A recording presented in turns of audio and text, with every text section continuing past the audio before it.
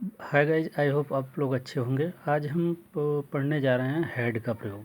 जैसा कि मैंने पहले ही आपको हैज़ और हैव का प्रयोग बता दिया था, तो आज हम हैड का प्रयोग पढ़ने जा रहे हैं। हैड भी सेम हैज़ और हैव की तरह होता है, लेकिन हैज़ और हैव का प्रयोग हम प्रेजेंट में करते हैं, जबकि हैड का प्रयोग हम पास्ट में करते हैं। आइए इसकी पहचान देख लेते हैं क्या है। जब वाक्य में पास्ट शब्द आए और भूतकाल की बात हो, या रखता था, रखते थे या रखती थी आए, तो हैड का प्रयोग करके इस वाक्य का ट्रांसलेशन करते हैं। एग्जाम्पल से हम देखते हैं।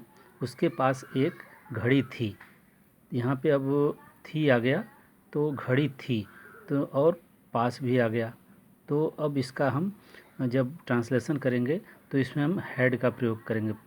He had a watch.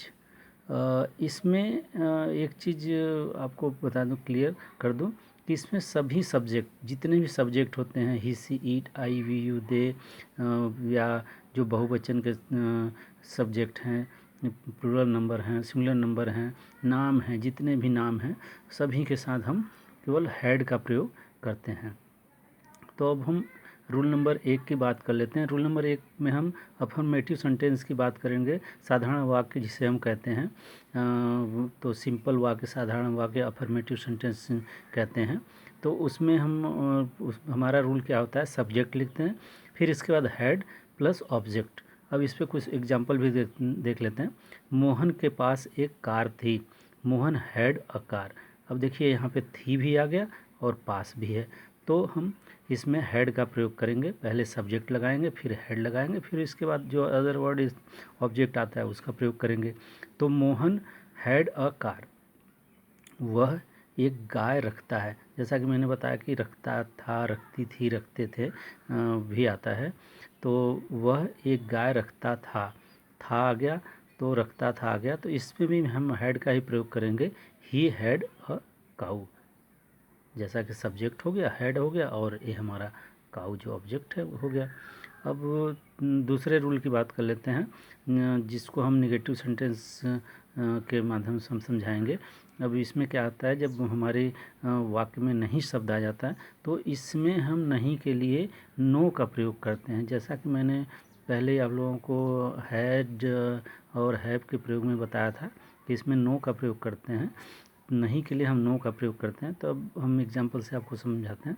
मेरे पास घड़ी नहीं थी, आई हैड नो वॉच। जैसा कि यहाँ पे नो हमने लगाया है, नॉट नहीं। वे मोबाइल नहीं रखते थे, they had no mobile. Rule number 3 की बात कर लेते हैं। इसको हम इंट्रोगेटिव सेंटेंस कहते हैं, जिसमें हमने रूल नंबर 3 की बात की है। जब क्या का प्रयोग वाक्य के शुरुआत में हो जाए तो इसे इंट्रोगेटिव सेंटेंस कहते हैं। सिंपल, जब क्या से प्रारंभ हो जाए वाक्य तो हम उसे इंट्रोगेटिव सेंटेंस कहते हैं। तो ये जो क्या होता है, अब जब हम ट्रांसलेट करने लगते हैं तो हम क्या के लिए हैड का प्रयोग कर देते हैं। तो हैड और इसके बाद सब्जेक्ट, उसका ऑब्जेक्ट। तो क्या तुम्हारे पास बकरियां थीं, क्या तुम्हारे पास बकरियां थी।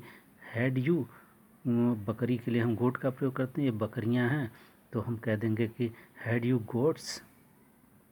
कुछ एग्जाम्पल और हम देख लेते हैं। क्या मेरे पास पुस्तक थी, हैड आई अ बुक। क्या तुम्हारे पास घोड़ा था, हैड यू अ हॉर्स। क्या उसके पास एक कुत्ता था, हैड ही अ डॉग।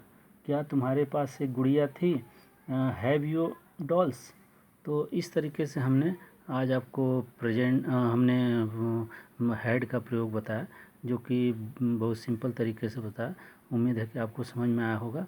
समझ में आया होगा तो इसे लाइक और सब्सक्राइब जरूर कीजिएगा। अगला फिर टॉपिक पे हम कल वीडियो बनाते हैं। तब तक के लिए थैंक यू, धन्यवाद।